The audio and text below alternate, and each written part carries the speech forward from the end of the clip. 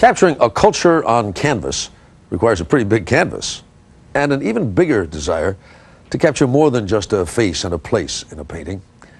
It means learning who your subjects are and how they feel, not just how they look. As Martha Teichner tells us now, that is precisely the goal of an unusual artist hired recently to render the soul of a most unusual place.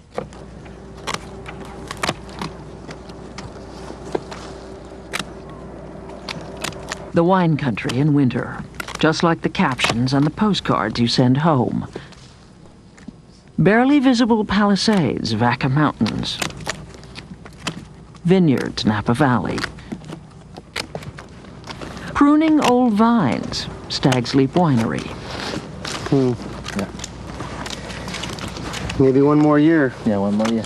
Robert Britton, the winemaker at Stag's Leap, had an idea. Instead of postcards, why not picture the place through the people? Trying to make it happen, man. All right. So you all fired up here? Oh, yeah. So he commissioned the man in the truck over there, artist Patrick McFarlin, to spend 2 months at the winery painting. Patrick set up in a building at Stag's Leap known as the Manor House, during weekly gatherings or salons with plenty of wine flowing. He sat people down on what he called the hot seat or the witness stand and got them to tell stories. We were around the Napa Valley during the Falcon Crest time. What was that like?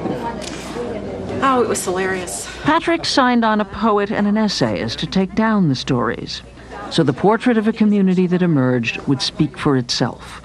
A multimedia, free-form, slightly eccentric slice of life in the Napa Valley. It's a way of painting, it's a way of including the community in the artist process. The artist calls all this Pat's Downtown Club. Martha, take the witness stand. Are you ready? You! Come on now. Come on, you can do it. Okay. Pat's Downtown Club got started accidentally when Pat began letting friends congregate in his Santa Fe studio once a week while he worked. It just evolved into an art form. I had this tremendous need to talk. And I think that the beginning of it was a way to paint a portrait, and to have a kind of an extended conversation. About anything other than the painting he's working on, that is. I'm trying not to peek. You're not doing a very good job. I know. What can I do? What could I put on the wall that can compete with the dynamic production and scale of a film made in Hollywood? I'm attempting to make art relevant to this century with paint, with pigment on a stick. So that's a reason to build a bigger document, a bigger show, a bigger slice of life. Nearly 100 people have had their portraits made and been written about and become part of this whole artistic document. Ezekiel Morales was an early sitter. He is vineyard crew foreman at Stag's Leap. Correrista, the runner.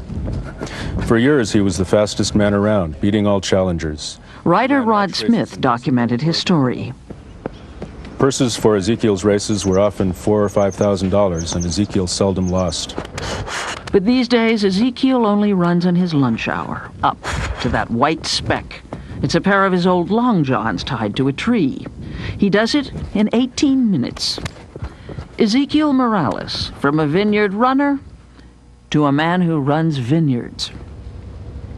If there is any man whose name is synonymous with the Napa Valley and with California wine, it is Robert Mondavi. Damn good.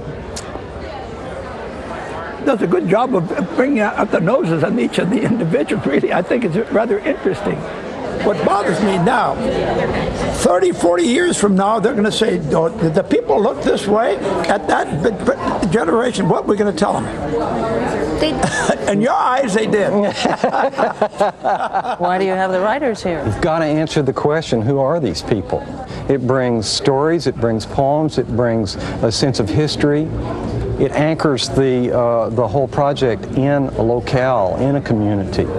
So it's a very essential ingredient to have some kind of bigger artistic document.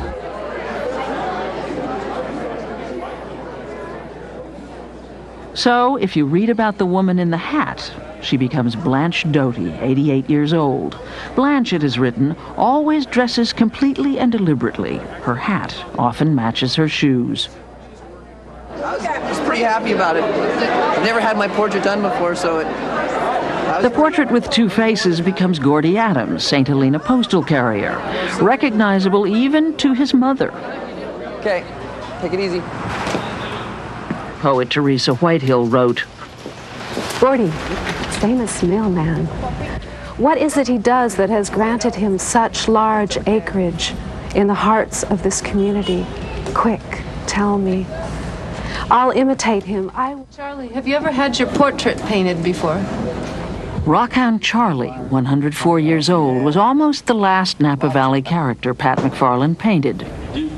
With rocks on every finger, he sat there in the hot seat telling his war stories about World War I. Were you a sniper? Were you shooting? Yeah. Didn't like to kill them. I didn't like to kill anybody. It was lucky Rockhound joined Pat's downtown club when he did. He died 4 weeks later to the day. Where did you grow up? I don't know whether I ever did grow up. Kind of stand there and look like my poor self here.